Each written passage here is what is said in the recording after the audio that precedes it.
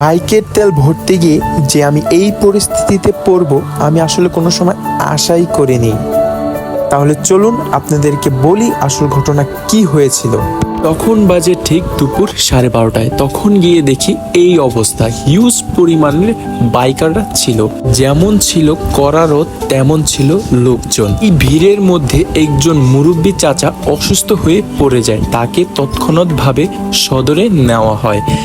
আমার কাছে ভিডিও ক্লিপটি না থাকার কারণে আপনাদেরকে দেখাতে পারছি না। অতঃপর একটি ক্রেজি মোমেন্ট সৃষ্টি হয়, আপনাদেরকে সে ভিডিওর ক্লিপটি দেখাচ্ছি।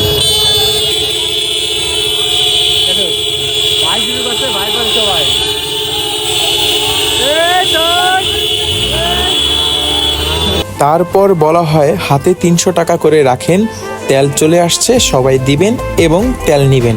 কিন্তু ভুল তখনই হয়ে যায় যখন অসংখ্য লাইন বেঁধে যায়। ওই সাইডও লাইন হয়ে যায়, এই সাইডও লাইন হয়ে যায়। লাইনের কোনো নির্দিষ্ট আকারের ছিল না, সব এলোমেলো ছিল। এর কারণে অনেক সময় লেগে যায় এবং মানুষ খুবই উত্তেজিত হয়ে যায়। এরপরই হয় বিপত্তি, মানুষ অনেকগুলো বাইক এই বাসের নিচ দিয়ে নিয়ে আসে।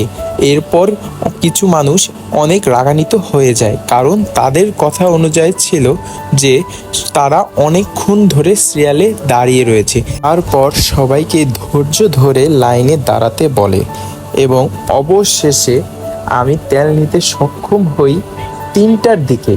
গিয়েছিলাম 12:30-এ এবং তেল নিয়ে বাসায় ফিরি 3টারও পরে। তেল নেওয়ার সময় দেখি একটি ভাই বাইকের ট্যাঙ্কি নিয়ে আসছে। তখন আবার পেছন থেকে বলা শুরু হয়েছিল যে ভাই তুমি সিরিয়ালে যাও, হুট করে এসো না। তো যাই হোক, আজকের এক্সপিরিয়েন্সটা আসলেই কি বলবো, মনে থাকবে ভাই। গিয়েছিলাম 12:30টায়, বাসায় আসছি 3টার পর।